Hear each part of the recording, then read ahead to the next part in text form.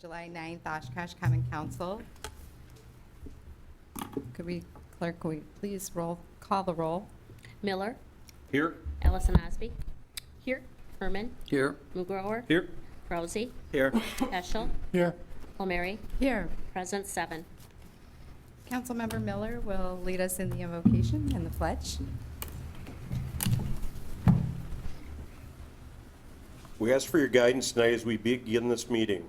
May all those who participate in our discussions and our decisions reflect the values that we cherish in this great city.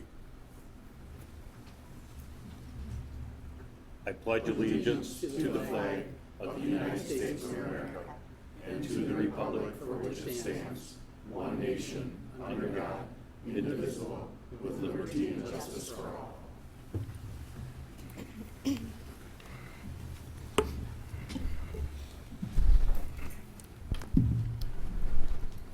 Okay, we now have 2 proclamations this evening. The first is the Free Community Paper Month. Karen Schneider, could you please join me at front?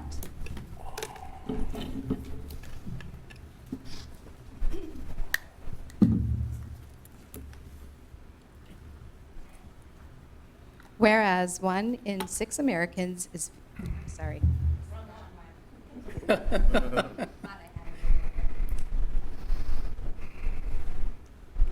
Whereas our liberty cannot be guarded but by the freedom of the press, nor that be limited without danger of losing it. Thomas Jefferson to John Jay, 1786. And whereas the publishing industry of free community papers and newspapers, made up of both small and large organizations, is an important element in local communities throughout this nation. Collectively, these publications disseminate valuable information to more than 50 million homes each week. These hometown publications are the original and enduring hyper-local medium, carrying the torch of democracy as the town crier, fixed in print and shared with neighbors free of charge. And whereas free community papers proudly serve the information needs of their communities across this great land, while promoting local commerce, free enterprise, and public service, it is fitting that recognition be given to the special effort to salute these publications, their owners and staff for the continued contributions to the growth and success of local communities through their publications. Now therefore I, Lori Palmieri, serving as Mayor of Oshkosh, Wisconsin, do hereby proclaim July 2019 as Free Community Paper Month. I encourage all of our citizens that we observe this month by taking time to read, recognize, and acknowledge the importance of free community papers.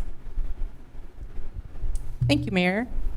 I want to thank you and the city and the council for this recognition and the community for their support. It has been a fantastic year and a half. Thank you.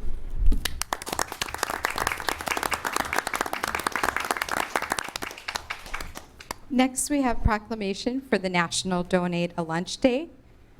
Mr. Javed Ahmed is here to receive the proclamation. Whereas 1 in 6 Americans is facing food insecurity and 1 in 5 children in America is struggling with hunger. And whereas over 15 million U.S. households suffer from food insecurity, of which more than 6 million households suffer from severe forms of food insecurity. And whereas the observance of the National Donate a Lunch Day provides an opportunity to support food security program of Humanity First USA that provide vital and critical services by donating food, volunteering, and raising awareness about hunger issues in the U.S. And whereas the campaign encourages its supporters to skip lunch on September 10th, 2019, and donate their lunch money to feed fellow Americans. And whereas this organization has hundreds of caring volunteers across the U.S. who donate their time, vehicles, gasoline, and energy to deliver thousands of meals annually to our fellow citizens in the U.S. And whereas Humanity First USA also provide financial support to local food banks and pantries through funds raised under food security program. Now therefore I, Lori Palmieri, serving as Mayor of Oshkosh, Wisconsin, do hereby proclaim September 10th, 2019 as the National Donate a Lunch Day. I urge every citizen to take time on this day to honor the National Donate a Lunch Day, the people it will serve, and the volunteers who care for them. Our recognition of the National Donate a Lunch Day can enrich our community and help combat hunger in America. Thank you, Honorable Mayor, Honorable Council members, and officials of the city. I'm honored for this opportunity to stand in front of you and share some highlights of the organization that I represent, Humanity First USA. Humanity First is an international nonprofit relief and development organization established to promote and safeguard human life and dignity. It is non-political, non-religious, non-sectarian organization that works with world's poor and vulnerable people. Humanity First is also a registered partner with the United Nations and serves on its forums in different capacities. It was formally established in the UK in 1995 and now has registered operations in more than 50 countries. Humanity First USA was established in 2004 as a 501c3 organization in United States. Humanity First draws on a diverse grassroots community of volunteers, donors, and partner organizations worldwide, whose dedication enables us to reduce suffering around the globe. With the help of our dedicated support base, we have been able to spend approximately 90% of our resources directly towards funding our relief and development programs. To date, Humanity First has served over 5 million people in the last 2 decades through its banner programs, including provisions of access to adequate food, education, healthcare, clean drinking water, skills and development, and others. Under the food security program in the USA, we operate 14 food pantries and 3 soup kitchens, which serve tens of thousands of meals every year. The program is expanding rapidly to several new cities each year. Our campaigns for the holy month of Ramadan, Fasting to Feed, and National Donate a Lunch Day are in its 3rd year, which primarily support our food security program in the US. As of today, for this year, with the help of hundreds of donors from all walks of life, we have raised more than $60,000 and targeting a goal of $100,000 under this campaign. Once again, I thank Honorable Mayor and the City of Oshkosh for supporting the work of Humanity First in helping fight the hunger in the United States.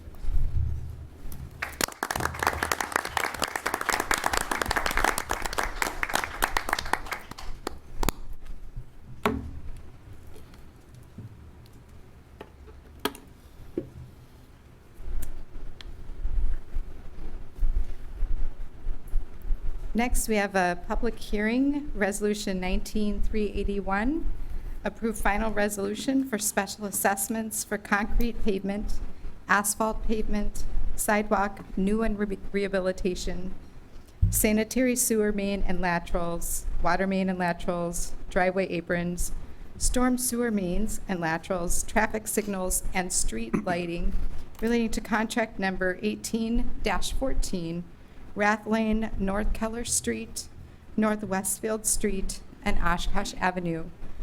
Pam, do we have anyone registered for this? No one is registered. Okay, second reading, Resolution 19-381, approve final resolution for special assessments for contract number 18-14 on Rath Lane, North Keller Street, North Westfield Street, and Oshkosh Avenue. Third and final reading, approve final resolution for special assessments for contract number 18-14, Rath Lane, North Keller Street, North Westfield Street, and Oshkosh Avenue. Next, we have citizen statements to, We need oh, to vote sorry, on forgot that. I'll take a motion and a second. So moved. Second. Any discussion? Seeing none, can we please call the roll? Miller, Aye. Ellison Osby. Aye. Herman, Aye. Ugrower, Aye. Rousey, Aye. Peschel, Aye. O'Meary, Aye. carried 7. Next, we have citizen statements to council. Do we have anyone registered for citizen statements? Yes, we do. Eric Endries, 3071 Fond du Lac Road.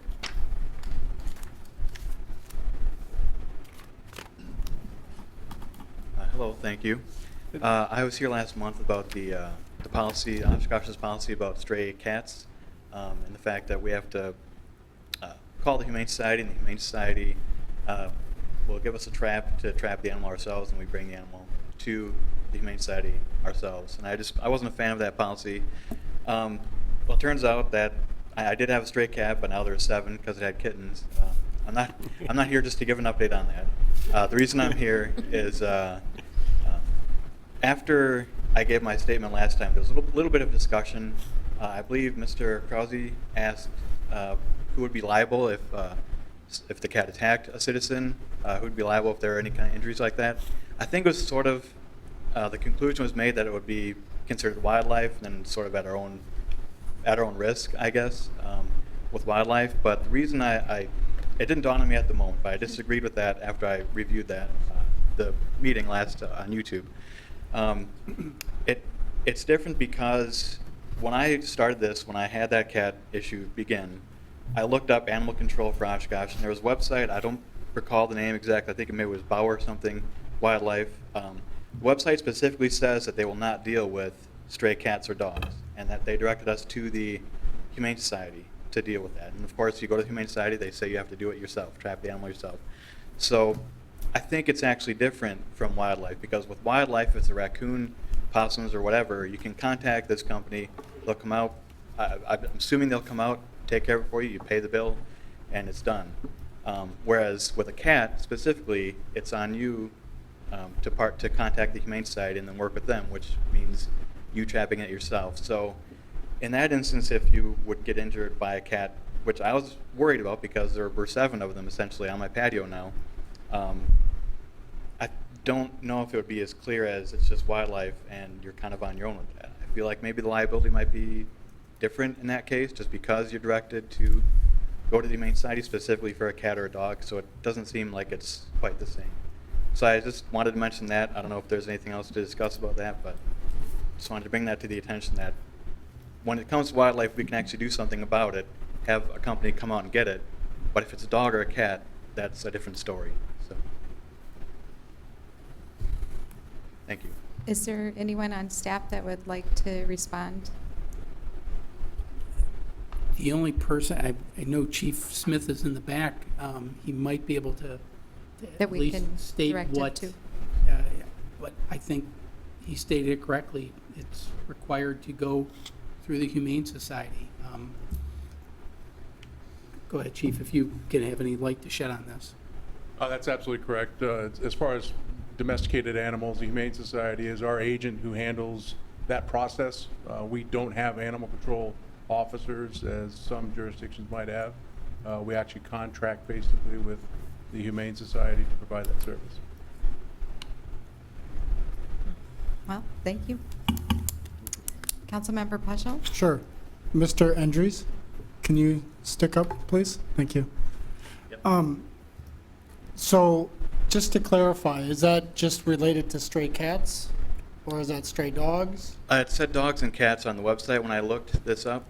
When I first had that problem, I was trying to find it, and it said we do not handle stray cats or dogs. You have to go to the Humane Society for that. All right, and that was the Wildlife Refuge or? So it was, I don't remember the Animal exact name. Control Yeah, it was Organization. something like, it just directed you to Okay. the Humane Society. And so, what you're indicating is that in the past, you have called the Humane Society? Yeah, in Correct. fact, I actually did trap successfully 3 of them and brought 3 of them over today. Okay.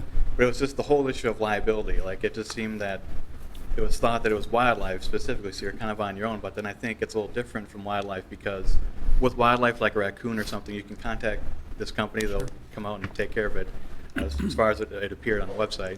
So it just seemed a little different because you're sort of made to do it on your own, and you can't rely on someone else coming out to your property to take care of it for you. So it just felt a little different as far as that goes. If I get attacked by the cat and have to get rabies shots, I sort of had to do it on my own. I couldn't Sure. have someone come out there. So, I can relate with you. I've had to do this before, except I had a different outcome. And it was when I was not an elected official, so. I've actually done exactly the same thing that you've done, and I called the non-emergency number for the police station. They contacted the Humane Society, who typically has like an on-call person, to come and that came to my house to get a stray dog. The dog sounds like it was much nicer than the cat or the animal that you were dealing with. So, but they literally sent two people out to my house to come to pick up this animal. So my question is really more so is that I think it'd be interesting to hear a little bit more if that process has changed with our agreement with the Oshkosh Area Humane Society. Now, mind you, I'm not trying to besmirch them because I think they're a great organization. But I think it'd be really interesting if that process has changed and for that to be communicated to staff appropriately as well. Because essentially, you called somewhere, that, and then you got information that, I'm just saying that I had a different experience on that. And so I'd like to just make sure that there's consistency in regarding to that, because that's what I've always been told, is that if there's wild animals or strays, that you call the non-emergency number at the police station, and then they'll contact whoever is meant to come pick that up. So, And I guess I would just ask too, if our contract with Humane Society, if we have any specifics in there, or, I don't have the details of that. I'm not sure. I mean, Chief Smith administers the contract, but I don't know if he has that knowledge of that level of detail at this time. So, just a follow-up question, I guess, and that would be if our contract with Humane Society gives any specifics as to how the animal's transported? I'd have to read it again. Yeah. It's not in there. Sure. So. Gotcha, sure. Well, thank you, Mr. I Andrews. have one more, and it's more of a light question towards you. So, because out there, everyone's heard that you had 7 kittens, and they're going to want to know, how are they doing, other than the ones that you've trapped already? Well, the ones I trapped are at the Humane Society. Whatever's going to happen will happen. So there's 4 more cats. Okay, 3 and more kittens will. the adult one's still The around? adult one was still around, yeah. She wasn't there. With the kittens, luckily, I was worried that she'd be there guarding. That's why I was worried about the attack. Sure. That's what kind of got my mind jogging with this again. But Well, I'm sorry that your outcome hasn't been as preferred as it could have been.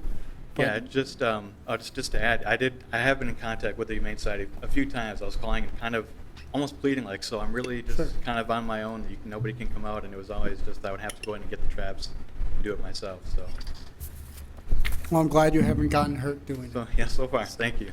Thank you. Do we have anyone else Yes. registered? Susan Werblow, 422 Congress Avenue.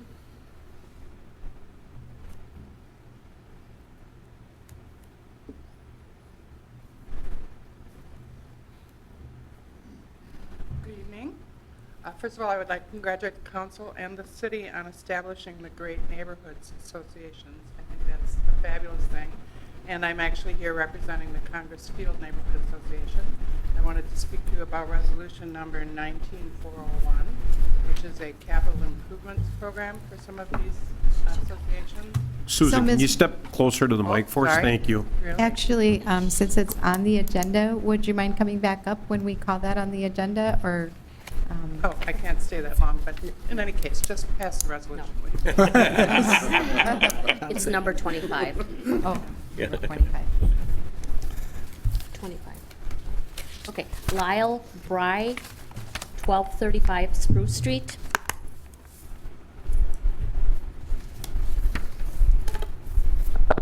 Good evening. I'm also advocating for 19-401.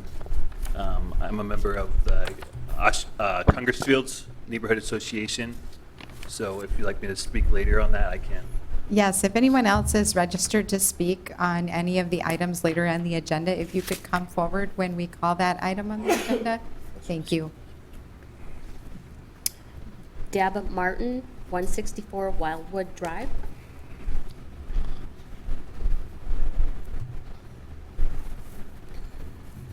Hello. I'm here to talk about transportation. I'm part of a group looking at the transportation in Wisconsin, not just highways, but also other transportation, including our buses, so public transportation. So today I went down to our bus area, here just a couple blocks from here, and talked to 5 of the riders.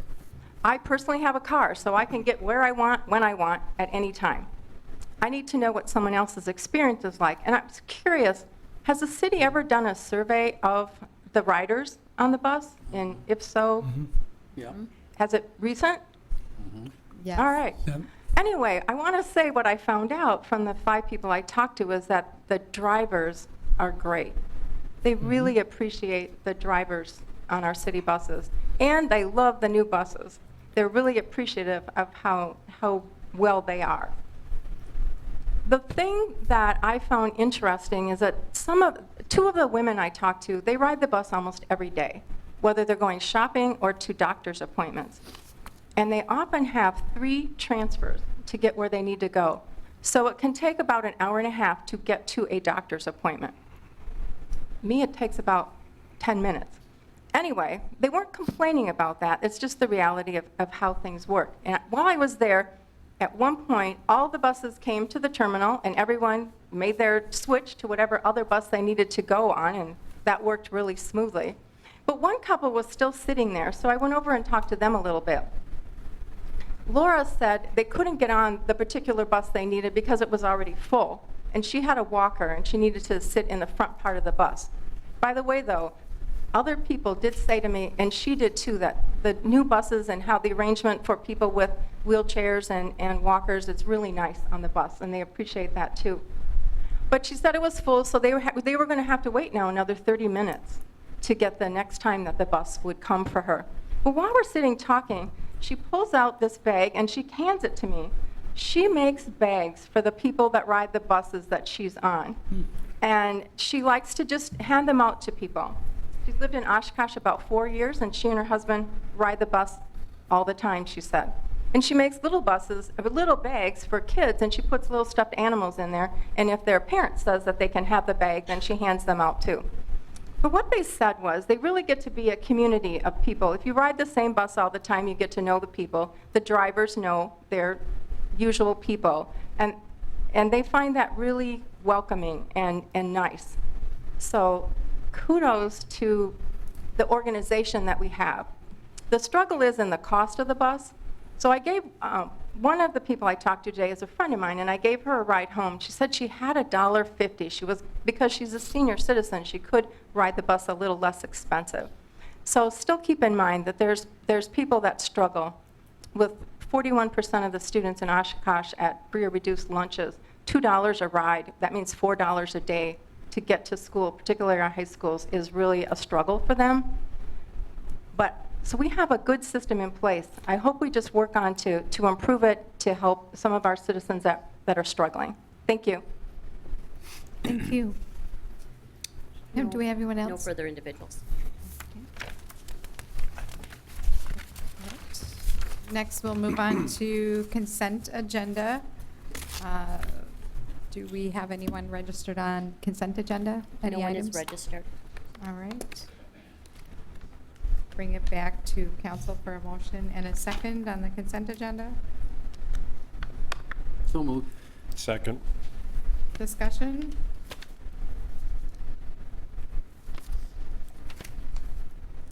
All right, seeing none, can we please call the roll on the consent agenda? Miller, Aye. Allison Osby. Aye. Herman, Aye. Mugrower, Aye. Rousey, Aye. Peschel, Aye. Palmieri, Aye. carried 7. Next, we move on to pending ordinances. First is 19393, approve deletion of a portion of officially mapped Riverwalk South Shore of Fox River from Iowa Street to 336 feet east of Oregon Street. Plan Commission recommends approval. Do we have anyone registered for this one? No one is registered. Okay, bring it back to council for motion and a second. So moved. Second. Discussion.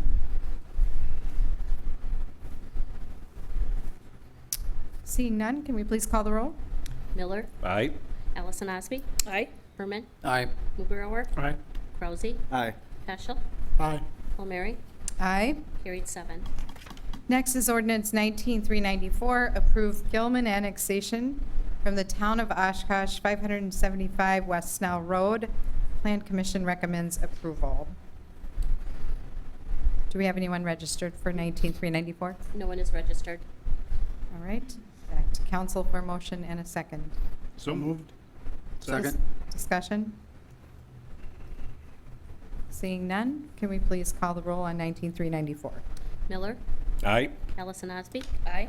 Herman, Aye. Mugrower, Aye. Rousey, Aye. Peschel, Aye. O'Meary, Aye. carried 7. And the last pending ordinance is 19395, designate bike lanes and allow parking on Oakwood Road between 9th Avenue and 20th Avenue. Do we have anyone registered? Yes, Deb Martin, 164 Wildwood Drive. Sorry to be here twice, but I drive this road all the time, multiple times a day. My question is about the intersection of Oakwood and 20th. Will that remain 4 lanes for the turning? From the turning on Oakwood onto 20th? I believe Mr. Collins is here. Yeah, the intention would be we would end the bike lane short of that, so that would allow for the turning movements.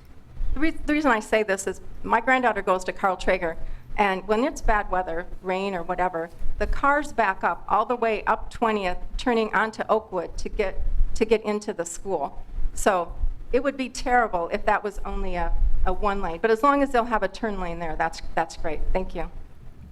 Thank you. Do we have anyone else registered for 19395? No, we do not. All right.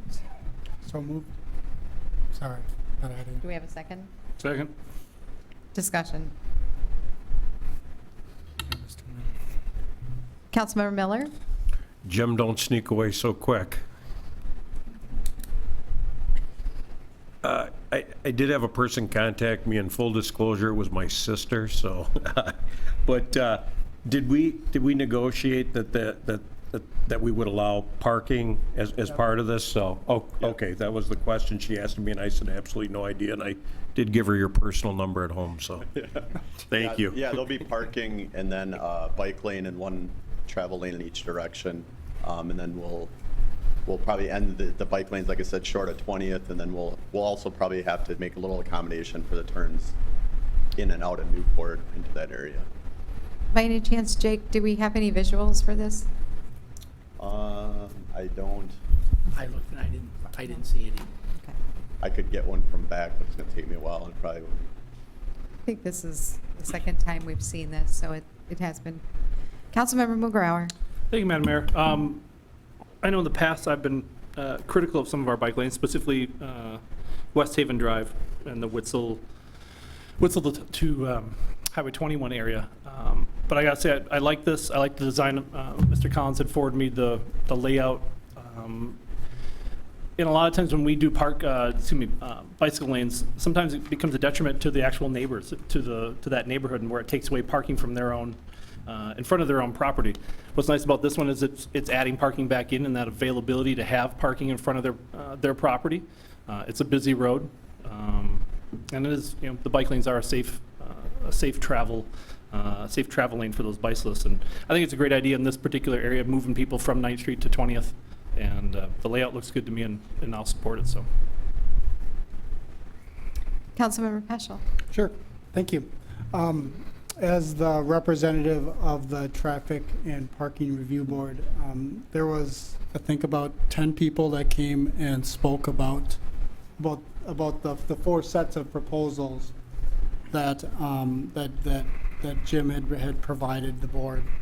And this was the one that offered the best compromise, where everyone that came benefited from it. So there was concern about there being no parking. There was concern about, safe riding with bike lanes, with there being parking. There was concern about whether it should remain as is, what it is now, which is, so I think this, I'm actually surprised that there's no one here tonight to further than Ms. Martin to discuss it, because there was a couple people that were still had some very expressed opinions about the guidance that we had offered. So, but I think this is the best decision. I think it's in line with the bike and ped plan, which I think is really important, and having a safe bike route towards the west side of town is something that bikers have been asking for many years. So I think it's the best of, I think it's probably the best step for that neighborhood in that area. So, thank you. Thank you. All right. So can we have any other discussion on that? Can we please call the roll on 19-395? Miller, Aye. Allison Osby. Aye. Herman. Aye. Mugrower, Aye. Rousey, Aye. Eschel, Aye. O'Meary. Aye. Carried 7. All right, next we have new ordinances. No formal action will be taken on these items. The first one is 19-396, establish street grades at North Keller Street and North Westfield Street.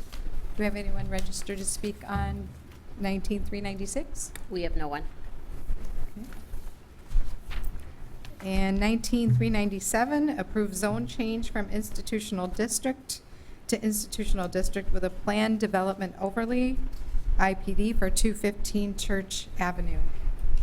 Do we have anyone registered to speak on 19-397? We have no one. And this is for the fence for the police department, correct? That's correct. All right. Do we have any visuals that we want to show on this? I don't know if Jake has any. Yeah, we just have the site location because this is the zoning part of it. Okay. Mr. Davis or Mr. Lyons, would you like to give a brief description of what this is for?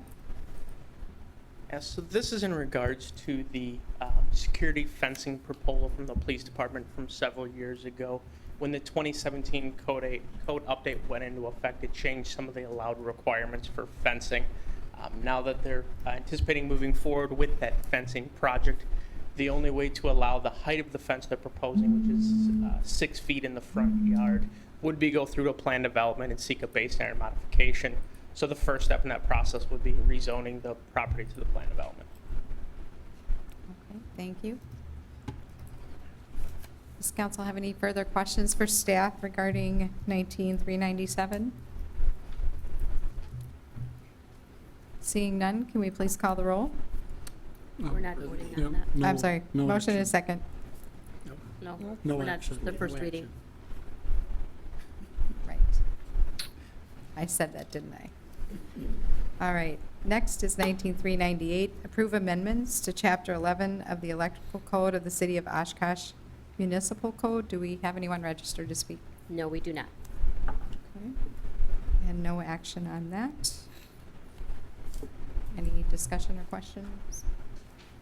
Ordinance 19-399, create Chapter 21 of the Oshkosh Municipal Code pertaining to public construction and services, methods of payment, special charges, special assessments, transportation utility fee, and amending portions of Chapter 14, stormwater management, Chapter 24, wastewater systems, Chapter 25, streets and sidewalk, and Chapter 28, water pertaining to public construction and services and methods of payment.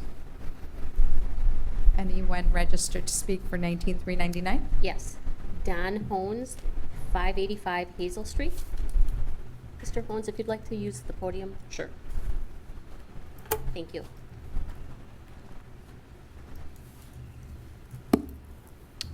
Good evening, council members, fellow citizens.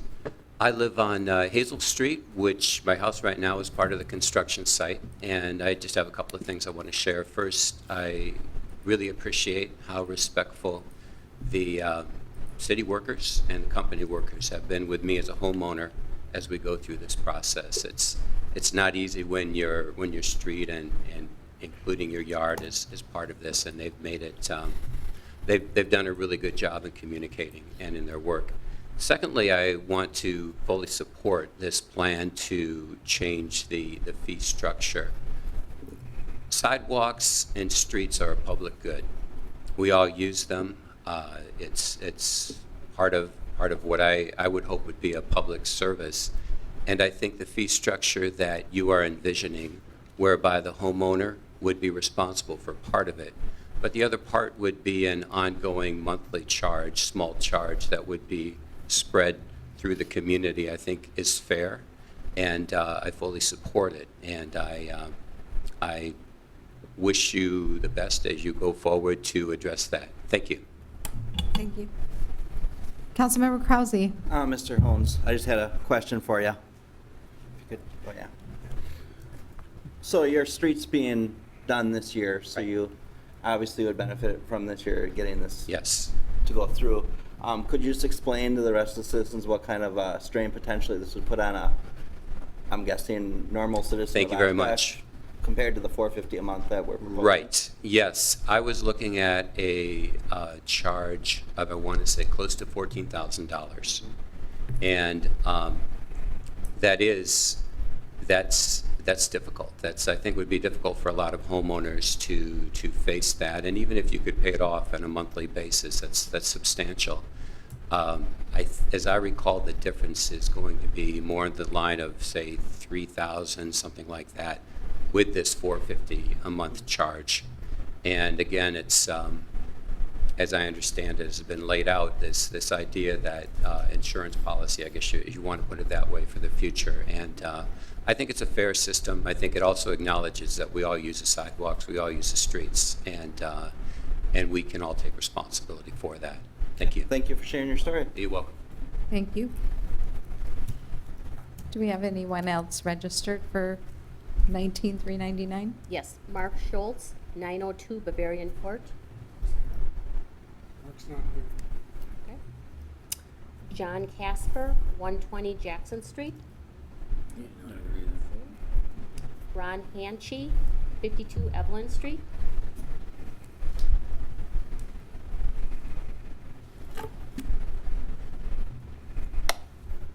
Good evening. I'm here today representing the Stevens Park Neighborhood Association. As you all know, or I believe you all know, that Stevens Park Neighborhood Association runs from Fox River to Washington and from Lake Winnebago to Bowen. We polled our steering committee and it came out a 50-50 split on the taxation or assessment versus wheel tax. At our June meeting, though, a question came up relative to the assessed cost to each property of $54 annually. To many of our residents, it seems unfair. And the reason they say that is we have properties in Stevens Park that are very small lots, 50 by 150. But then we also have lots that are anywhere from 100 plus to 100 foot deep that are rather large properties. A little lady that's retired on a fixed income, $54 really doesn't hurt her. However, it's not fair for her to pay $54 and a neighbor across the street who has a 200-foot lot and a lot of impervious area, as opposed to her 50-foot lot, which has very little impervious areas, percentage-wise probably more. They would like the council to reconsider the way that assessment is figured for all the residential properties. It doesn't seem fair for a retired person on a small lot to pay $54 and another person on a large lot to pay $54. So we would ask that you reconsider that method particularly in final approval of this particular ordinance. Question? Councilmember Peschel. I'm wondering if staff wants to offer a clarification to his comments, or I'll take a stab at it. Yeah, I don't know if there's any clarification. Mr. Hanchey's been, accurate that the proposal is for $54 fee per residential lot, regardless of size. That is pretty common with utilities and things of this nature. This isn't used widely in Wisconsin, but it is common elsewhere. And we felt that that was appropriate and fair and equitable for that. And people could disagree. The fixed income person could be in the larger property as opposed to the smaller property. We can't take every individual circumstance into consideration, but I think this approach was intended to treat residential properties equitably. And I think it's important to note that the only change that comes up in relation to residential properties is the type of housing that's there. So if it's a duplex, you know, it has 2 DAUs, or you know, that would be, you know, twice, you know, 2 times 54 a year. So I think, I guess I'm not disagreeing with you. I just thought maybe there was a misunderstanding of how that works. They were aware that the duplex properties would have 2 assessment amounts, or $108 a year. So your point is that because you think it's an inequitable formula that's being used because one residential party or one residential parcel might be quite a bit bigger, quite a bit smaller than the other. Oh, in definitely. comparison. Okay. Definitely. I didn't poll to see how many of the 50-foot, 60-foot lots are in the Stevens Park neighborhood. However, there are several properties that are much larger, you know, anywhere from 100 to 200 feet of frontage. And equity-wise, you know, their taxes are much higher than the 50-foot lot. So the assessment should be on the same basis of those particular properties. I think if the council were to look at this and do this system-wide for the single-family residences, they probably would end up dollars ahead rather than the actual dollars that you anticipate raising with the single $54 fee. Thank you. Thank you.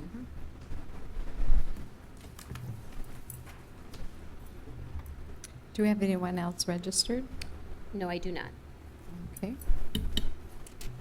Councilmember Miller. Thank you, Mayor.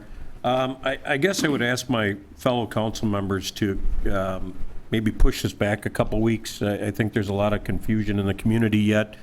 It's my understanding that we'll be receiving another variation from the chamber on this sometime, maybe tonight or tomorrow. A different type of proposal that I'd like time for all of us to consider. So I guess I'd like to push this thing back another couple weeks. Yeah, there's no action being taken tonight. Oh, okay. Yeah, so this is just the first reading. Okay. I haven't received anything from Mr. Casper at the chamber. Several council members were at the meeting with the chamber this morning, and Mr. Casper threw out a suggestion about another approach. I talked to him briefly afterwards, but I haven't received anything, so it would be difficult for me to respond. So when I get it, I'll be happy to look at it and perhaps share observations with council. I assume the council will get copies of it. I understand council received the letter. One of you send it to me. I appreciate that. So once we see something, we can certainly look at it and respond appropriately. But I'll share that with council as soon as I receive it. Councilmember Peschel. Sure. I think it's important at this point in the process that we continue forward with this, bringing it up at the next meeting. At that meeting, if something's come up and something needs to change, we always do have the ability to table something to bring it back up at a different time, or to say no, or to say yes. But I think it's important that we follow the process of how this has been laid out and communicated to the community, that we follow through to that extent. So, and again, that doesn't mean that I'm not open-minded to possibilities and stuff like that, but I think the process is important, not only for us to follow, but also for the community to understand that we've been communicating this to them, and that they still have the ability to weigh in on that. Councilmember Ellison Osby. Thank you, Madam Mayor. I guess my question would be is if we happen to get 2 weeks from now and there's a request to delay, is there a financial impact on the city to delay any action at all? I can answer that, because I asked that question. If you want me to answer it, I can answer it. Yeah, Deputy sure, Mayor you- Herman. Thank you, because I did ask that question to the finance director, and I'm looking at it on my phone because she answered it to me. The impact of delay in the adoption of this fee would approximately be $273,000 per month. In addition, this delay could also impact the solvency for the city's new fund, as I believe it is the council's goal to cover the 2019 street reconstruction assessment. So a month-to-month delay could have a $273,000 impact to the budget in some form or capacity. I just, one other, and I guess this would, if I have, maybe, thank you, Mayor. We all received a letter, I think, tonight in our council stuff from the Realtors Association Northeast Wisconsin, pretty much in support, but they had one little caveat, and I think this is one that Council Member Miller and I discussed last time, is support effort to lower the utility fee by paying for sidewalk repair and replacement costs through bonding, similar to the city of Neenah, which I think we're using this as quite a bit of a model. It says that given that sidewalk repair is approximately 25% of total cost, what would it cost? I guess, Mr. Roloff, I don't want to tax Ms. Larson any more than she already is, and she's working hard with our budgets and that, but if we did bond for that, do we know what that would roughly be for sidewalk? As was shown in the report, sidewalks constitute about 25% of that. About $800,000. So that would, yeah, it's $800,000. So how that would have to be done is we normally have been borrowing about $1 million a year to finance the special assessments of people who choose to go on the payment plan. That's just what we've needed for cash flow purposes. That could be a substitute for the $800,000. That's certainly an option that would be available to council. I know the sidewalk issue has been out there. Several council members have asked me about that, so it's out there, but the amount is $800,000 if you wanted to fully cover it off of the fee. But then that would replace borrowing that was normally going to get freed up. The idea is it would have freed up borrowing for other purposes. So it really will be a call for council to make on that regard.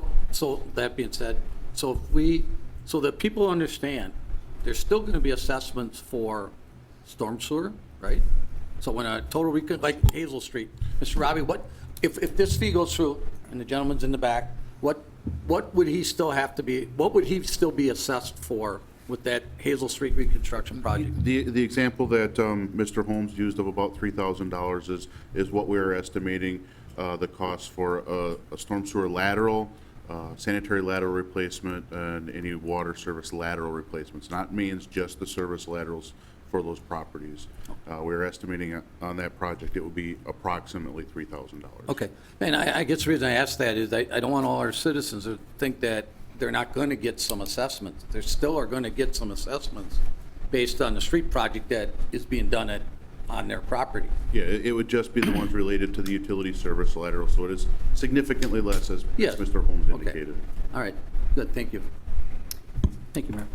And I guess I just had one other thing, and that is, City Manager, we've been working on some ways in which we can make housing more affordable in the city. Would you or Mr. Davis characterize this as one facet of making housing more affordable? Thank you, Madam Mayor. At the end of my memo in your agenda packet, there was a matrix that we put together. And what we tried to do is, and right about middle of the way through, kind of addresses your question. It was, is this affordable for residents and small businesses? And right now, because of the volume, the size of a special assessment would not be affordable. Either a vehicle registration fee / wheel tax or a transportation fee would enable that to be spread over a longer period, make it more affordable. albeit, I think staff acknowledges that any fee that gets created, even if it goes directly to the property, will get passed on to the tenant eventually. If one way or the other, that cost will get passed on. So the $4.50 a month would be the impact, but certainly less than, I don't know how different landlords do it, but everybody does it differently. But if you got hit with a $10,000 assessment, as Mr. Holmes pointed out, that'd be pretty hard on individual property owner. And I think that was the intent of trying to find an alternative that maintains the positives of the current special assessment policy, but eliminates some of the problems that are inherent in when we do special assessments. So it just tends to be a side benefit, it's not the aim. Wasn't the initial, it wasn't the initial intent, but certainly it'll be more affordable over the long run. Councilmember Miller. Thank you, Mayor. I guess I disagree with that. I think that this fee is going to drive up the cost for elderly and at-risk families because the majority of those people, those low-income people, are renting. So, like we had examples today, some of these $30,000 or $40,000 or $50,000 hits on some of these landlords, they're not gonna absorb that. I mean, does anybody here think they can absorb a $50,000 a year hit forever? So that's going to get passed on directly to our most vulnerable citizens, and that worries the hell out of me. Are you saying, I'm sorry, let me make sure I understand you. So are you saying that a single dwelling unit would have, that somehow that $50,000 hit would make it more affordable? No, what I'm saying is some of the people that are paying rent right now, this fee, what we're hitting some of these landlords with, is going to be passed on directly to the tenants. So the $4.50 per unit? Absolutely. Yes, compared to if they were to receive this larger assessment? Yes. Which would be less affordable because it would be a huger dollar amount. I think we saw examples where that's not the case at all today. So I think there's winners and losers in this, but I'm very, very concerned about these big hits for these larger landlords and what it's going to cost for those people to rent there. Anyone else? Well, again, there's no action being taken on this item. It will be on our next agenda, correct, for the second reading? Is that correct? Second reading is on July 23rd. July 23rd. Would you allow Councilmember Miller, did you have something else? Yeah, just being the new guy here, so just so we're not ramming something down in the next 2 weeks, what is our next step here? I think Councilmember Peschel pointed it out correctly. The second reading is July 23rd, and council can choose to take action or delay action. That's entirely up to the council, and depending on what may or may not be out there for council to consider, they can do that. And certainly that's why we have the multiple readings is for that reason. I see Mr. Casper is here. Earlier we called and I think we missed you. So would you like to come forward now?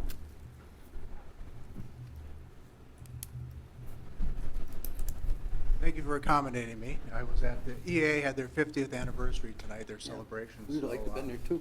I know a couple of you wanted to be there, and they recognized you for your support, so they really appreciate it. And I do appreciate you giving me this opportunity to talk about it. First of all, I'd really like to, just make you aware and be very clear that we do appreciate the council's desire to eliminate special assessments for property owners, and we are aware and recognize the considerable financial burdens that special assessments place on property owners. We do support the council's effort to provide special assessment relief for residential property owners. However, to your surprise, we don't necessarily embrace this proposal that you're supporting.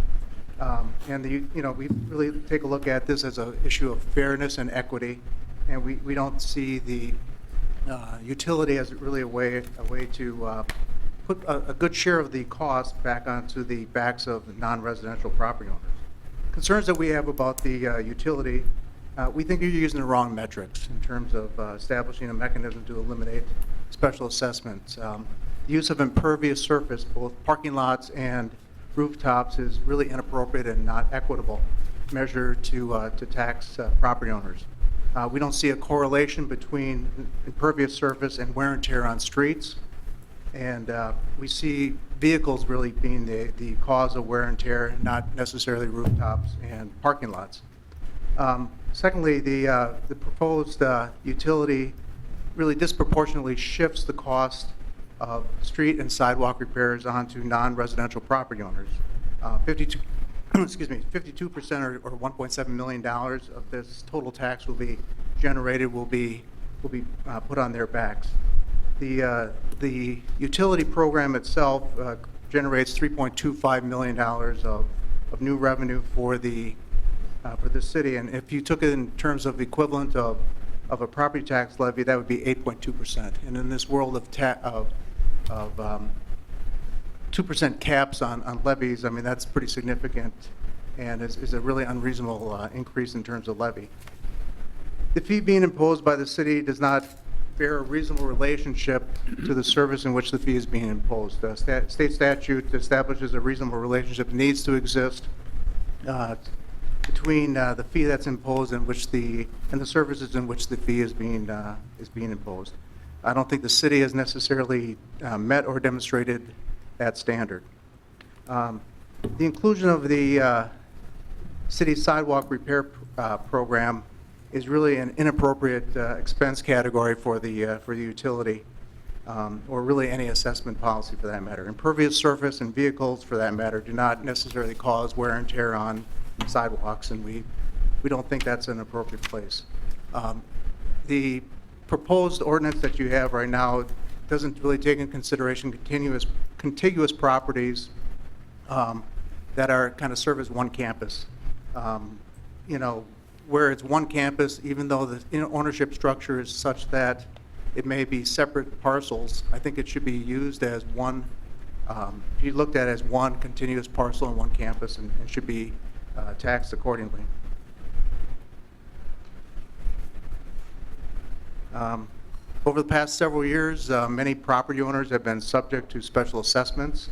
The city's proposal did not establish a moratorium in terms of the fee that these people would be looking at. So you could be hit with a $10,000 assessment this year, but then you'll be hit with a fee in terms of this utility, and we think that it should be tied in more to the expectancy of the life of that street construction. Another concern we have relates to the cost management of the program. Right now they're proposing, I think they're using a 5-year rolling average to assess the initial DAU rate.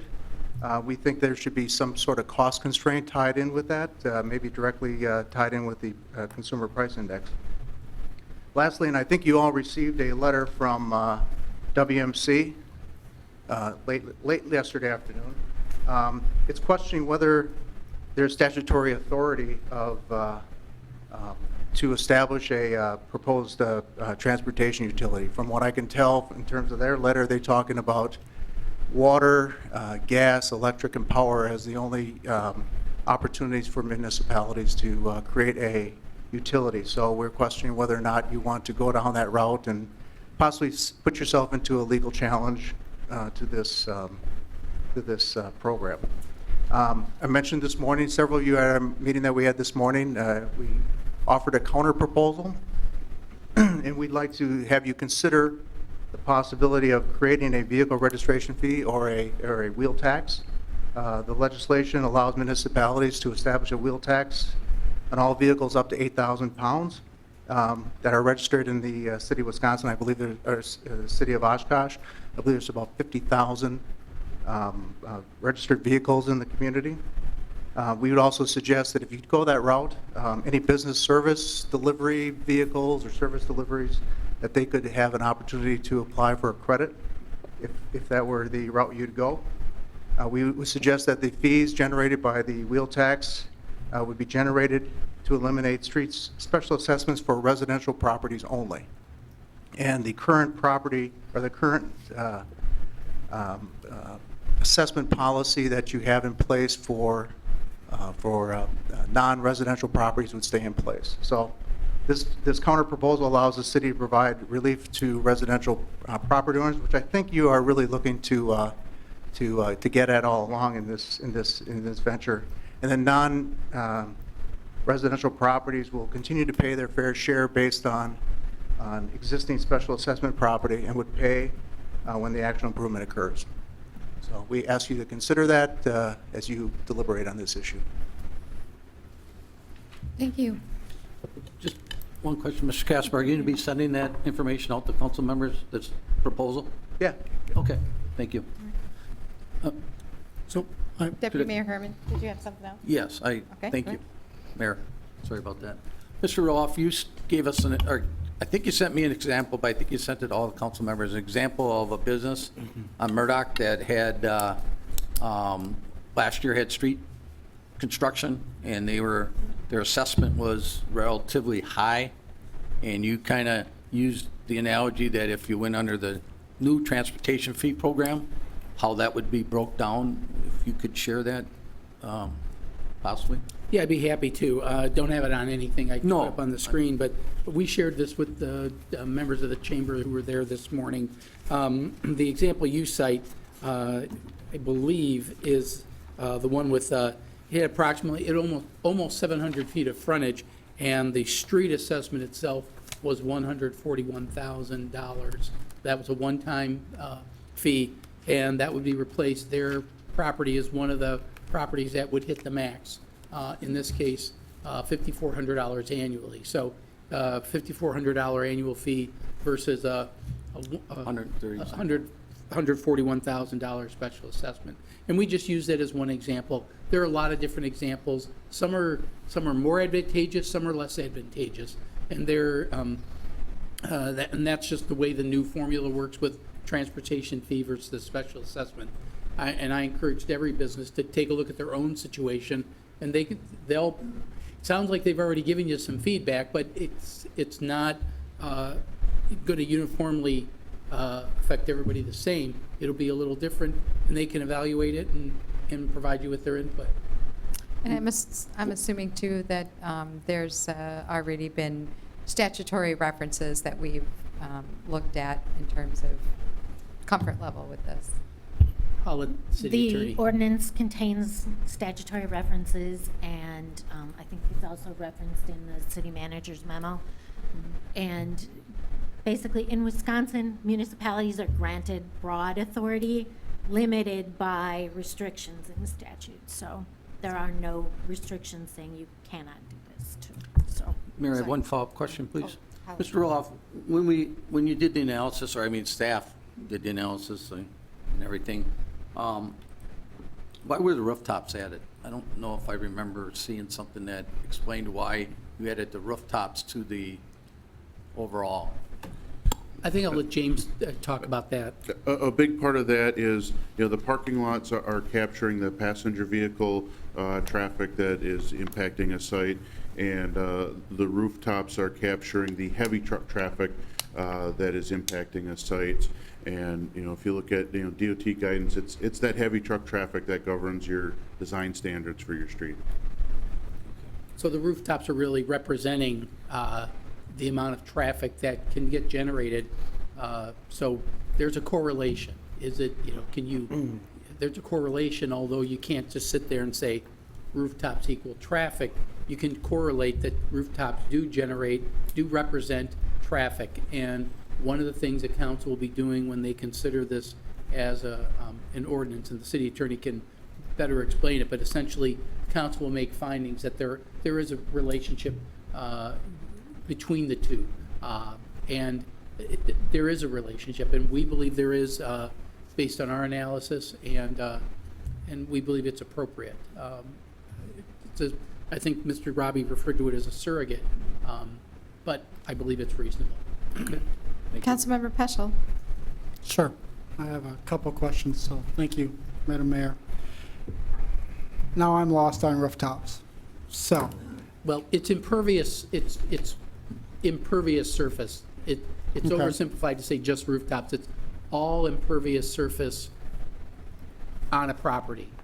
what we did was we did an average, when we created the stormwater utility, we created an average, and that was done through our GIS system that was validated, that said for each residential unit, we average 2,817 square feet of impervious surface. So translate that to what is impervious surface? Well, it's rooftops because houses have roofs, and it has driveways and other impervious surface, but that's all representative of activity that can get generated on a property.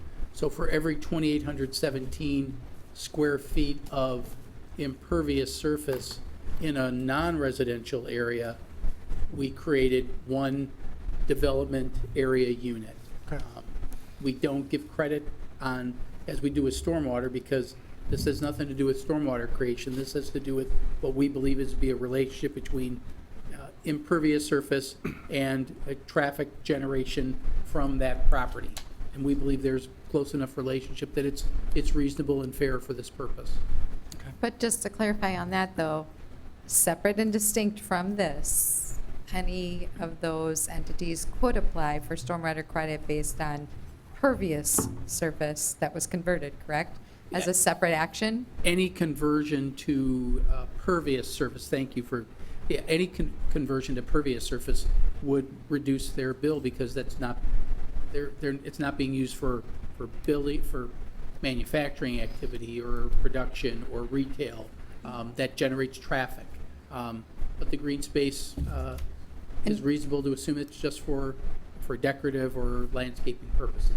And just to be clear too, Mr. Casper referenced the multiple parcels potentially being treated as a single campus. They do have the opportunity of adjoining or rejoining those parcels together through our certified survey map process, correct? Yeah, any property could do that. In fact, some businesses have, not in anticipation of this, they just did this. Some have condoed, create a condo for their multiple properties for other purposes, not to deal with this, but those properties that have done that will have one single land ownership, one single parcel, and they'll be able to take advantage of that. Somebody could do that as well if they wanted to make that possible. Then they would hit the cap, and they would have a $5,400 cap per campus, as I think the term was used. Councilmember Mugrauer. Thank you, Madam Mayor. First, I want to express a thank you to John Casper and the Chamber of Commerce for, one, putting on and hosting the event this morning that allowed myself, Mayor Palmieri, and city staff to come over and get in front of the business community and have an open discussion on this fee and what the impact it has on their business as well as the larger community. So thank you, John, and thank you to the Chamber for organizing that. The only other thing I wanted to maybe provide would be just some, maybe some more examples, some more relevant examples that may help those at home, those in the audience, or even those sitting up here in just determining the impact of this potential fee and the positives that it could have even within the business community. And I pointed these out this morning, and so they're not new to those in the business community at least. Along Washington Avenue, which we just did reconstruction last year, 2018, several properties received special assessments. A few examples. The historic Howard, the former Eagles Club. That family came in and renovated a historic building, not only in Oshkosh, but in the state of Wisconsin. And we turned around, and they're going to receive, just for concrete alone, in front of their properties, a $40,500 special assessment for road work and sidewalk. Had this particular fee structure been in place before that, they instead of would have been potentially receiving a $916 annual fee. That's paying that fee for 44 years before it finally equals up to that concrete assessment. 44 years to get there. That's how much benefit they receive from that. The Masonic Temple, just on the road, received a $14,700 special assessment. They're a corner lot, just for concrete, not underground, just concrete above ground. Instead, they would have potentially received a $226 annual fee, a 65-year payoff. They would receive that benefit for that long. But my favorite is actually the Asusif Company, corner of Main Street and Washington who's receiving a $14,700 special assessment for concrete work. They, for the size of their lot, based upon the developed area, would have been only paying $153 annually. That's a 96-year benefit that that business would have received before it would have met the total special assessment. 96 years. That's what we're talking about. This not only benefits residents, it does benefit those in the business community.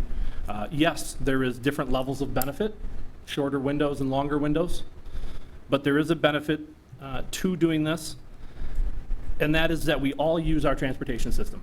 We all use it and benefit from it equally, whether it's the transport of people to and from work, to and from school, or whether it's the transport of goods to and from the point of sale and from manufacturing. We all benefit, and we should all share in that benefit, but we should also share in that cost.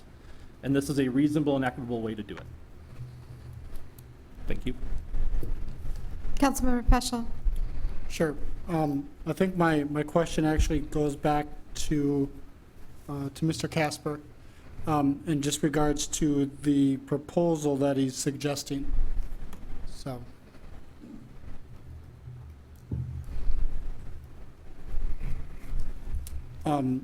Thank you.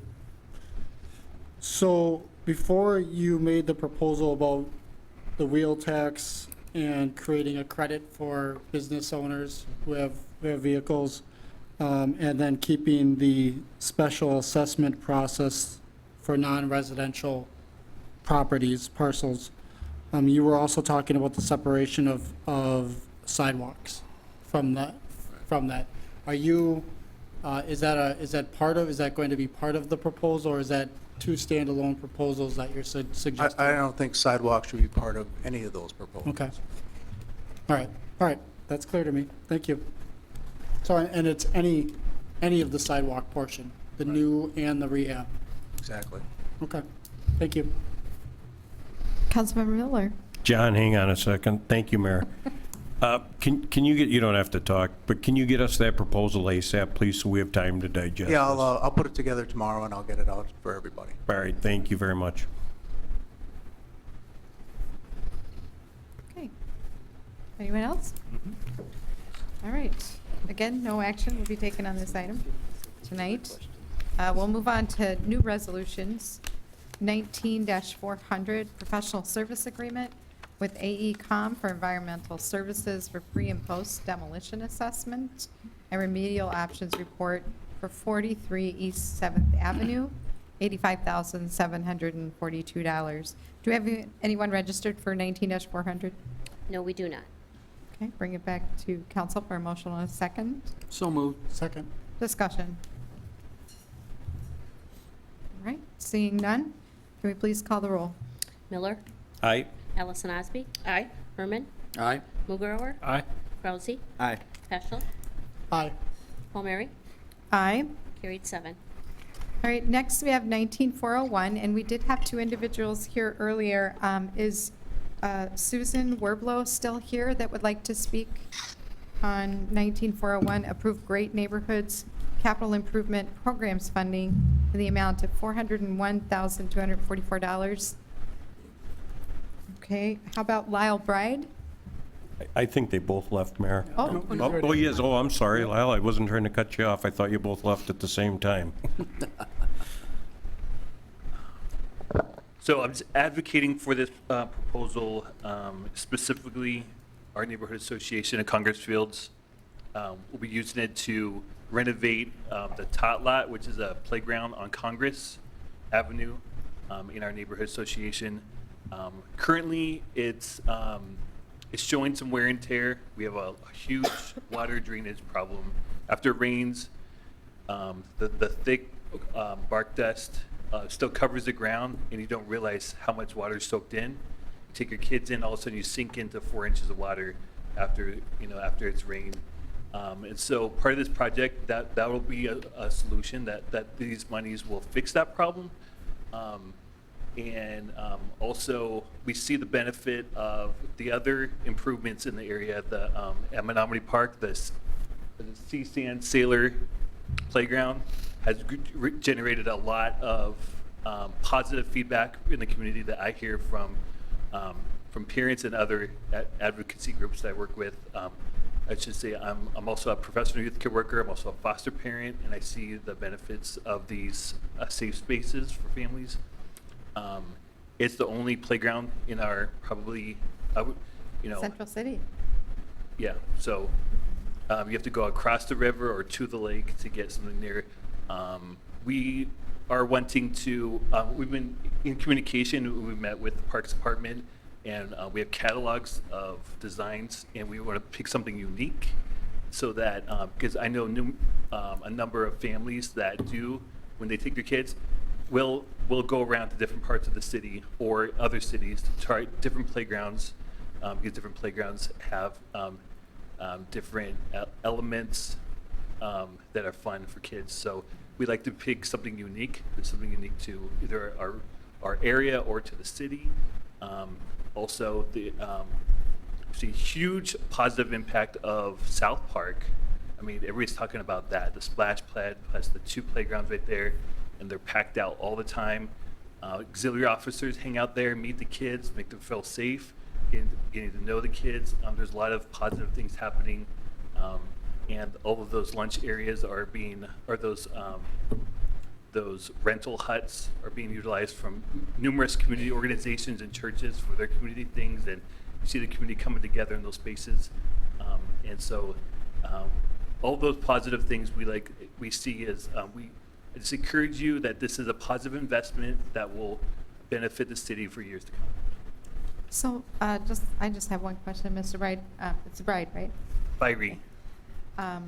So was this Congressfield Neighborhoods idea, or was this proposed to you as an option? I see that it was in the 2020 CIP already for next year, but we're moving it up. Was the neighborhood involved in asking to escalate that? We did, because of one being the major water drainage problem there.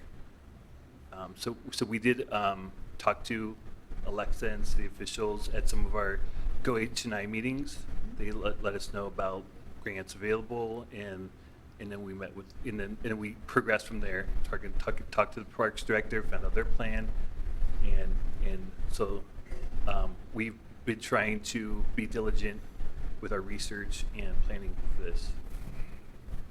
Well, I certainly had a great time biking through the neighborhood and talking with the neighbors who were out last weekend, and had an opportunity to see some of the highlights and some of the concerns. Yeah, So thank you. I was just going to mention that. Thank you for visiting. We welcome you again sometime. That's positive. And we hope to, get the word out a little bit sooner next time, so that more people can be Sure. around Certainly. to interact with you. All right, thank you. Thank you. Do we have anyone else registered on 19401? Yes, Ron Hanchey, 52 Evelyn Street.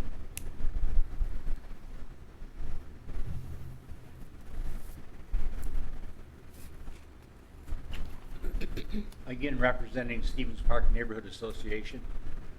Over the years, Great Neighborhoods has funded quite a few projects in Stevens Park. And again, this year we put in a grant for a small amount of dollars for water barrels. We have been requested by Parks Department to add an additional flower garden in the park. The association presently has 3 flower gardens, three flower gardens that we maintain. This will be the 4th one that has been requested. So we asked for water to be provided, and we would pay for it. However, we've been refused on several occasions to develop that system. At this time, we're appreciative of the barrels and the cost to purchase them. And Stevens Park Neighborhood Association would like to request the city to grant us a situation to purchase water from the city, which we could do very easily because water is in the park area. Yeah. So that we again thank you for the dollars, and hopefully we can get that in place yet this year in case the fall gets rather dry and we have to water the gardens. Thank I you. have just quick 2 questions before you leave, Mr. Hanchey, Sure. and then Mr. Peschel, I think, wants to ask you something. So did you say the Parks Department asked you to put in a request for flower gardens? Well, we did, the Parks Department staff asked us to develop a garden area around a new location for the sign for the park. We, through our various fundraising efforts, paid $100 and some for all the planting, and that's been done for that particular garden.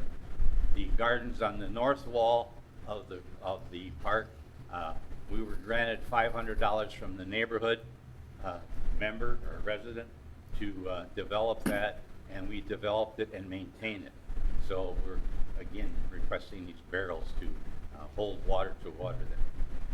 And the other question I had is, this indicates 1 barrel in the request for $1,975. Were you aware that it's 1 barrel? 2. It says 1. No, the request was for 2. Can we have someone respond to that, please? If that cost pays for 2, then it'll be 2. Pardon? It was for 2 then? Yeah, oh yes. It was just a typo.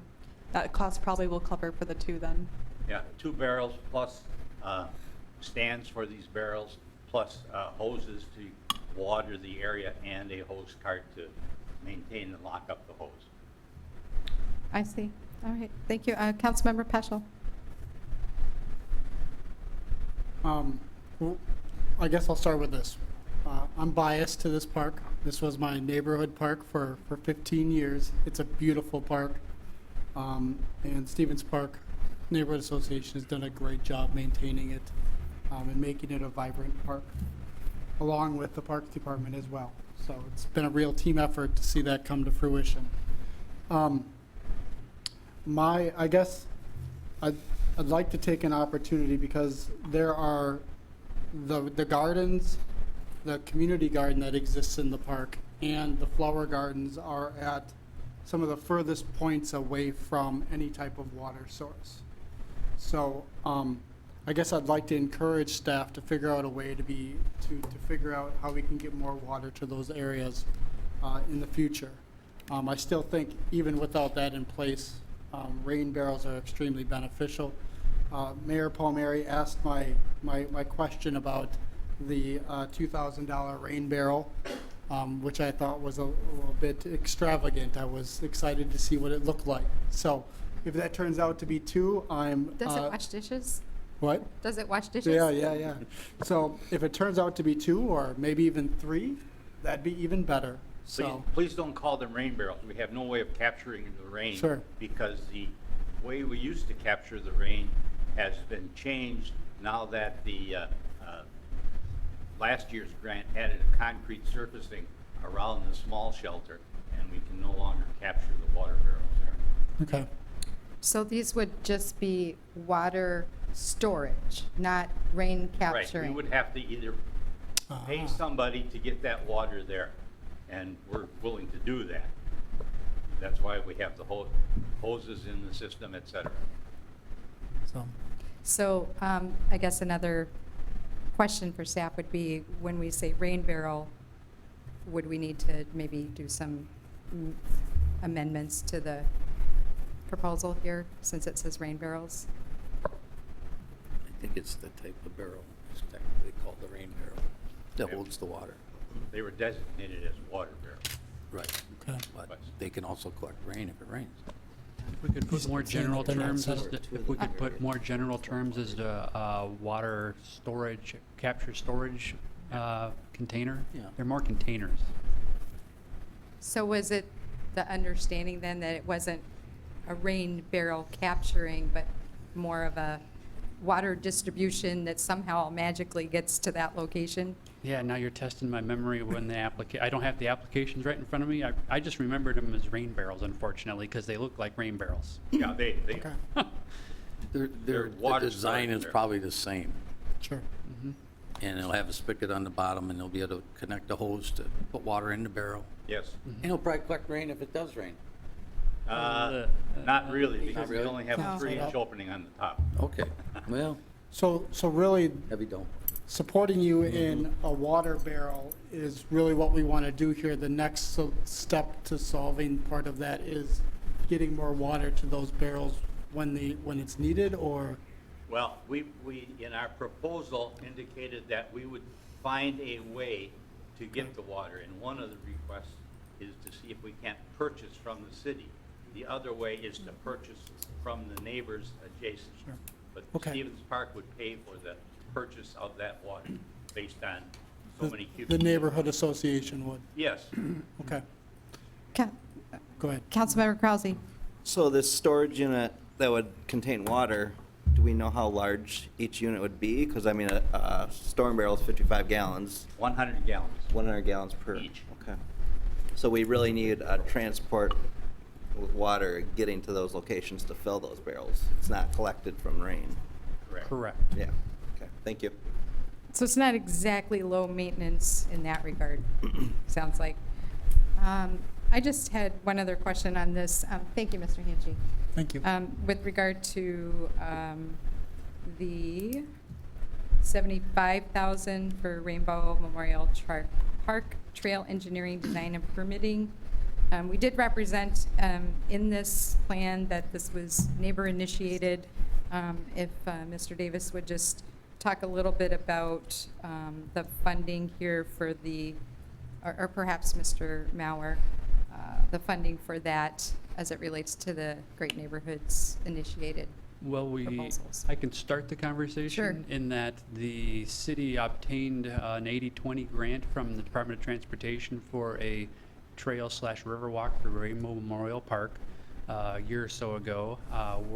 We have a contract to build that at this point in time, and we have every intention to do that. But unfortunately, at this point in time, the engineering and permitting and the design needs to be done now, and we don't have the staff time available to do that.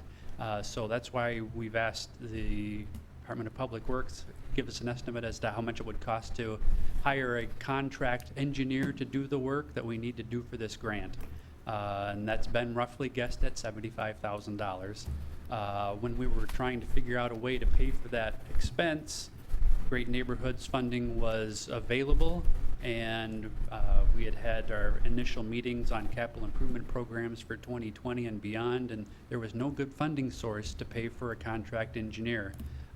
This particular fund, we're using most of the money for neighborhoods associations, but there was about the $75,000 to $100,000 left over, and that's why staff was recommending we're looking for a source for that. I would characterize as a very important neighborhood improvement, although there's no neighborhood association at Rainbow Memorial Park.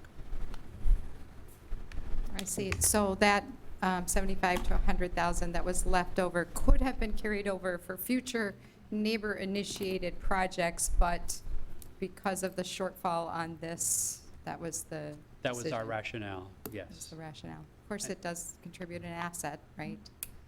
I And guess, unfortunately, it's a timing issue in that we have to get the permitting through the DOT, and I think there's even federal requirements that we have to follow for that particular funding, so it's a long lead time to get this approved, so that's why we have to start it in 2019 to construct it in 2021. Okay. Then I just had a follow-up question for Mr. Mauer. So, Mr. Mauer, are there other items in the CIP coming up that are unfunded that we're anticipating kind of borrowing, if you will, from the Great Neighborhoods funding to try to supplant in addition to this, that you anticipate for the park or either Lakeshore or Rainbow or any of that development going on over there? No. All these projects, again, once the neighborhood associations contact us about an interest in a project, first they'll start with planning, and typically Alexa, and then she'll let them look at our core for the park master plans, and then they'll contact us indicating their interest on the projects.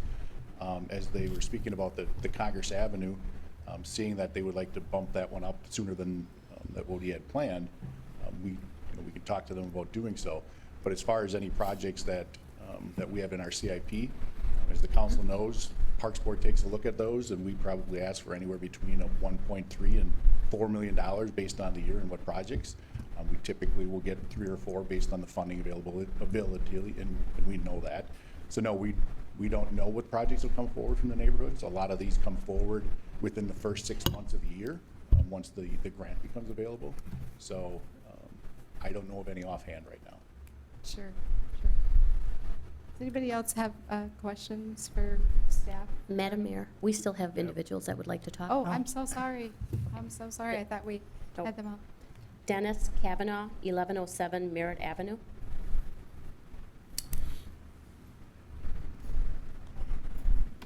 Thank you for your patience, Mr. Kavanaugh. Didn't mean to overlook you. Good evening, I'm Dennis Kavanaugh.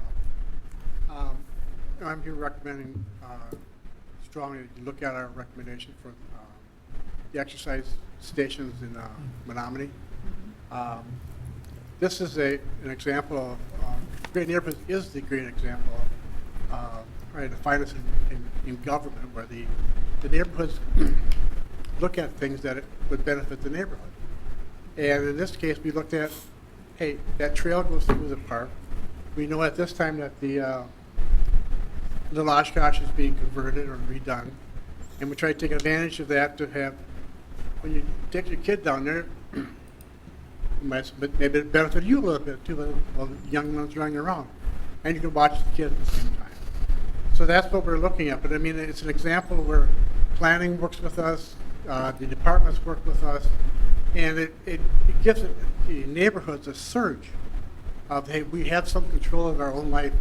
There's enough things that are dictated upon residents that you guys, that comes down. But this is one of those opportunities where we have a chance to say, hey, this would be really good for us, and we have a little change in our pocket that we can actually contribute to it. So I'm excited about that, and I encourage you to look at it that way. It's a great example of government working with the neighborhoods to make a solid base. So thank you. I just have a follow-up question then for Mr. Kavanaugh. Would you say then it was the neighbors who came up with that idea for this proposal? Or I think I recall Fox Chase had had some discussions, or Sawyer Creek neighborhood had had some discussions about this exercise equipment, and they determined against it. But was this something the neighbors decided they wanted, or was it something that others suggested were? This was an example of some of our, in our neighborhood, we have high university people who are out and see broader parts of the world. And this is one of the things that they came back with, that in most of the parks in other parts of the world and in the States, this is a common idea.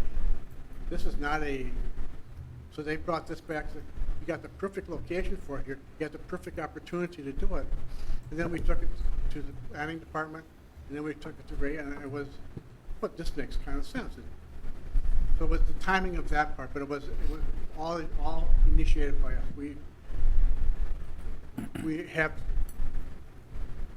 the Parks Department and us have had a lot of conversations about a lot of things, and it's a good conversation. And Mr. Maurer he knows we're coming, and we'll come and ask the questions.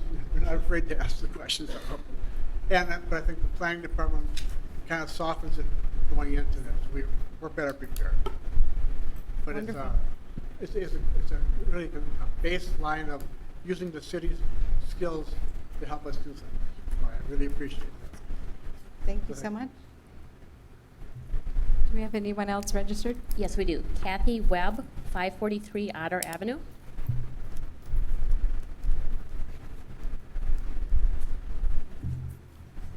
Hello, I'm here representing River East Neighborhood Association, and I am here requesting the funding for an architectural engineering design for the William Water Plaza gazebo.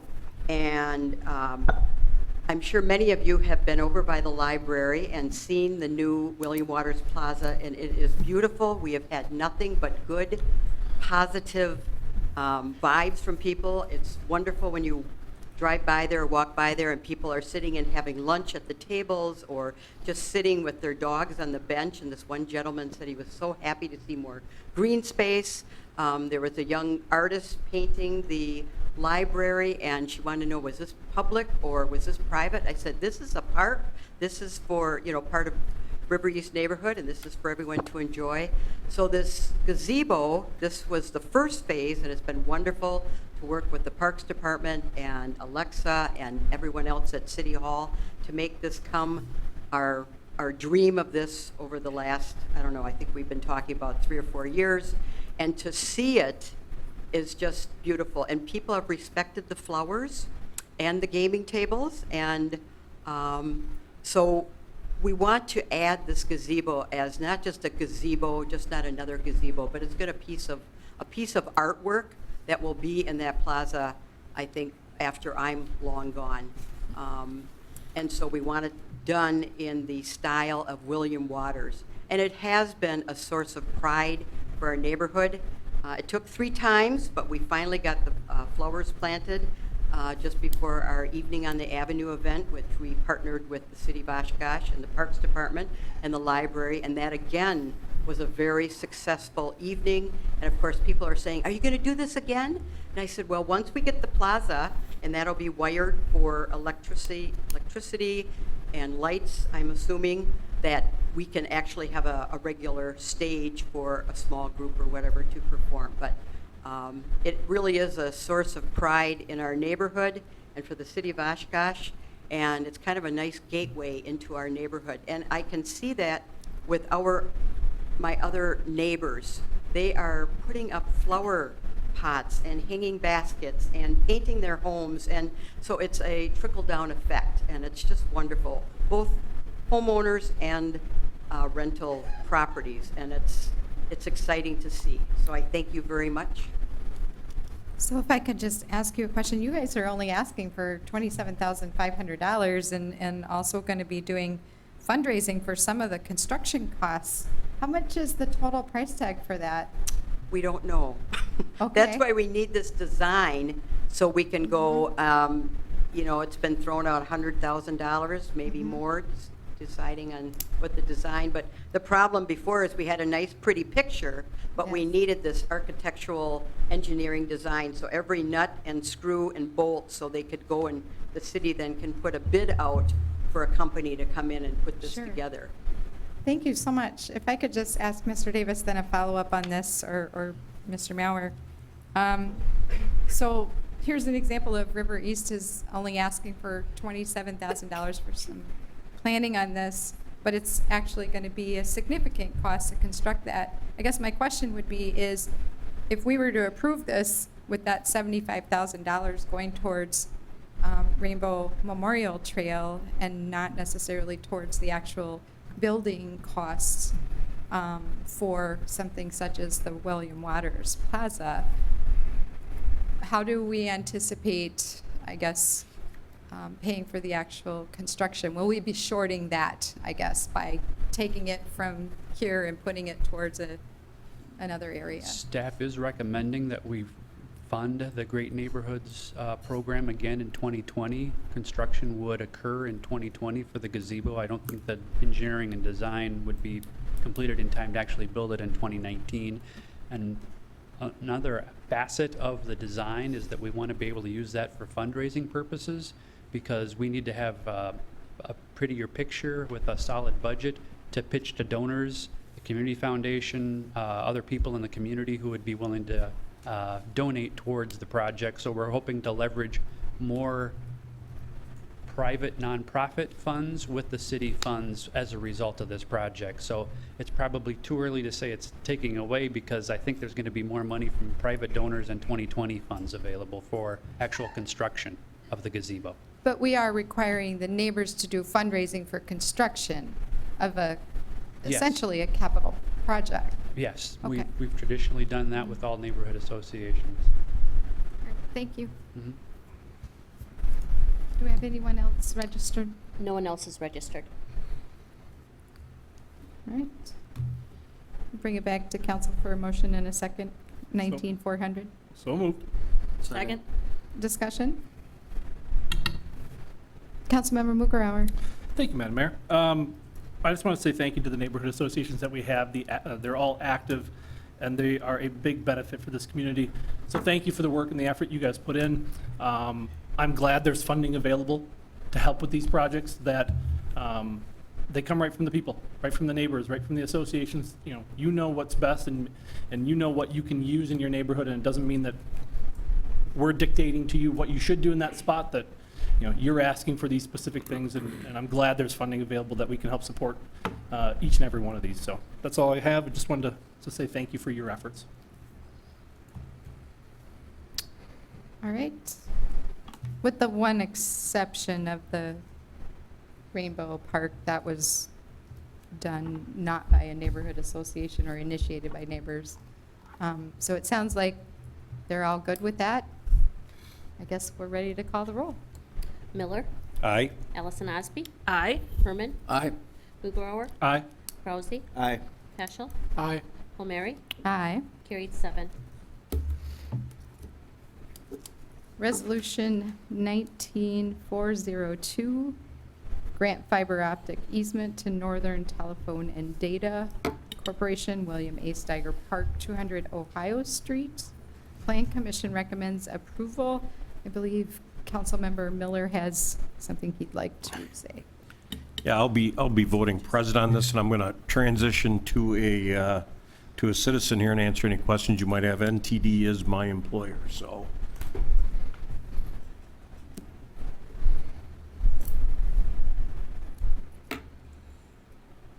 Do we have anyone registered on 19402?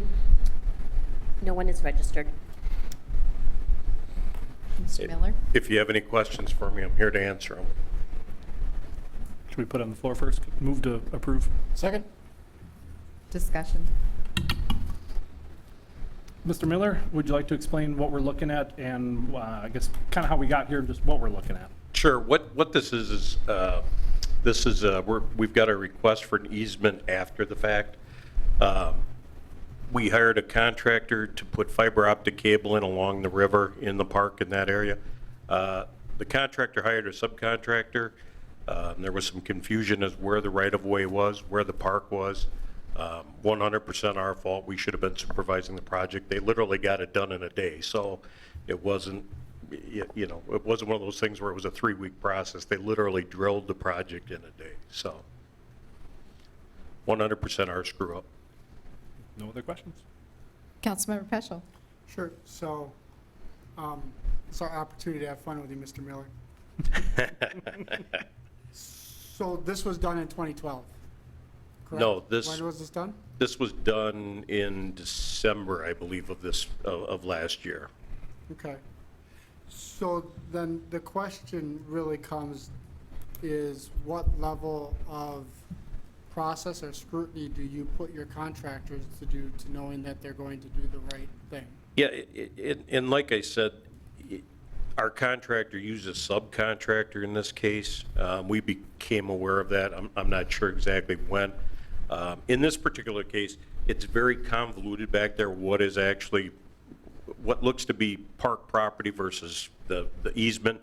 There's very little private property back there. So, and I'm sure none of you know anything about directional boring, but when we're in these downtown areas, you hit everything but the kitchen sink. There's old foundations there. There's abandoned facilities. There's abandoned gas. There's literally, we ran into a 20-foot iron railing that got wrapped around our equipment, so we had to go around that. It was a nightmare. So normally we use a contractor we're familiar with. I don't necessarily blame the subcontractor. To them, it probably looked like they were in the right of way. Mr. Miller, I just wanted to ask you about one of the items that staff indicated in the memo was that they say that the conduit may not be ideal as it adds to additional structures in an already congested area. But staff agrees this may be the most viable option. They do have concerns that conduit may interfere with the ability for the city to place structures long-term, be it utilities or park amenities in the future. So what could be done in the future if we run into an over-congestion there from your side? There is over-congestion everywhere. The city currently doesn't have an abandonment policy, so wherever we go in the city, it's congested. Utilities are just very concentrated. We're all running out of room. So what would be the corrective measure in that situation if it? There is the lever right where it is. I mean, I don't, there's no other place for us to go down there.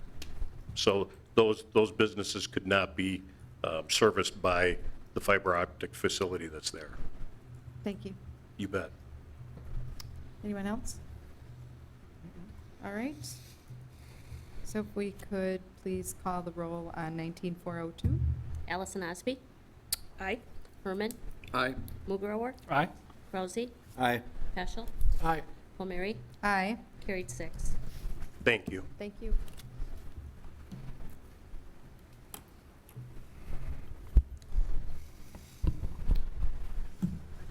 So next is council discussion and direction to city manager and future agenda items. We just have a reminder that July 23rd, there's a discussion of boards and commissions and the updated alternate ordinance.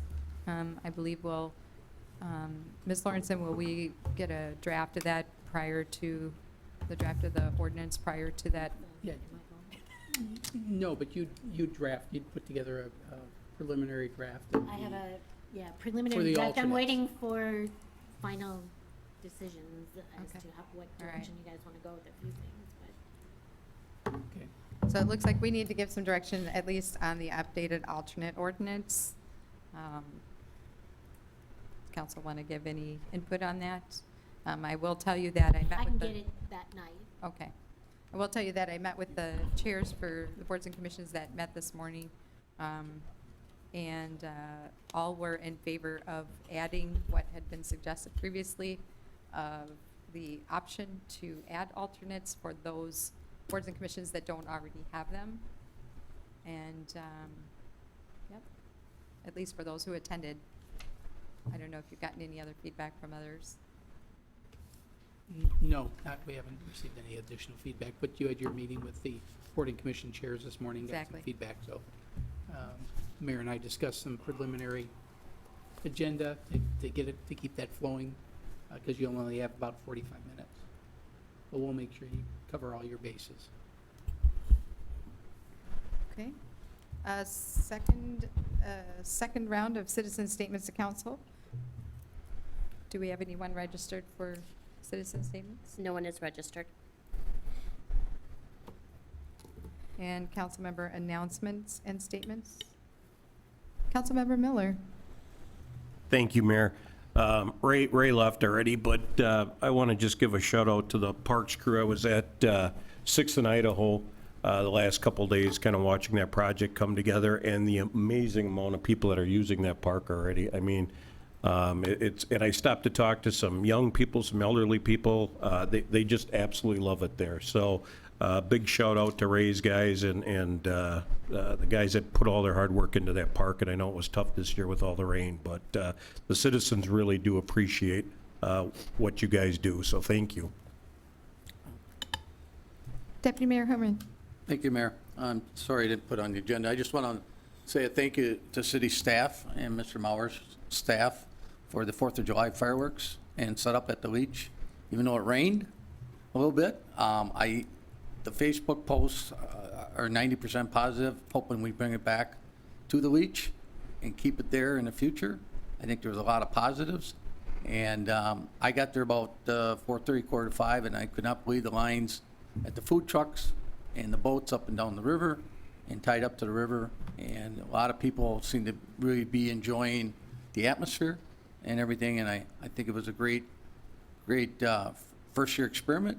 And now we'll have a full year to look at maybe improving it and making it even better. I know several other council members were there as I saw them also. So thank you, Mr. Roloff. You guys did a great job. I'll pass it on to staff. A lot of positive feedback that Chief Smith said.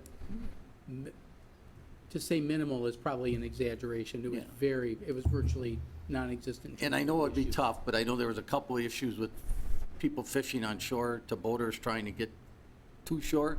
So I don't know if we have to pass a special one-day no fishing ordinance. I hadn't heard that, but Will there be a debrief, like yes, they're going afterwards to to be determine? They're going to be conducting a debrief this week. So once we do that next week? Yeah, I got an invite from Kathy for next week. Next week, okay. But I think we'll be back soon to give a report for everybody to kind of absorb that and discuss what we may want to do next year. Councilmember Allison Osby. Thank you. Thank you, Deputy Mayor Herman, for bringing that up, because it was really neat to see the Riverwalk being utilized by so many individuals and so many families. And also to, again, a lot of feedback. Obviously, sometimes change, is difficult, and, and we don't know what next year is going to bring. But one of the things, just to add on to what Deputy Mayor Herman said, is it's not just the collaboration, the cooperation, and everything coming together in order to do this, but just a reminder of what a short period of time that the folks that stepped up had. It was not much time at all. And so I am truly appreciative because there were private citizens and business folks that took their time away from their families and their businesses and their daily lives to pull something together for the community. So thank you. And I certainly miss having been here. I would have liked to have been here. I had a previous engagement that was booked many months ago, so I was not able to be in town. But I watched in spirit online the live fireworks. It looks like many people enjoyed. So, all right. Next we have city manager announcements and statements. Thank you, Madam Mayor. A couple things in your agenda packet. The final revenue and expense statement is in your packet. Fortunately, we're about $900,000 over on revenue and about $800,000 under on expenditure, so we're very pleased with the results. These will be reflected in the final audit. That'll be the topic of your second budget work session in August. That's a 5 to 7 p.m. one. So you'll be seeing that. Happy to answer any questions, and Ms. Larson's also here if there's any questions. But very good news. Appreciate the cooperation of all the departments to get that done. Of course, the finance staff. I have the status of outstanding issues also in your packet. The one I want to draw your attention to is staff is still discussing with the school district, but there were a lot of absences last week, 4th of July week, so we still don't have a date set for the council and the school board to get together, but we'll keep working towards that, especially with a 5th Tuesday in July. We always like to try to take advantage of that. You do have a 5th Wednesday where your budget workshop is, so that's already taken up. But we'll keep you posted if we get a date. And then the Oshkosh Corp update is in there. A lot of things were done tonight with that, with the special assessments and the waivers of special assessments. Work is progressing very, very well there.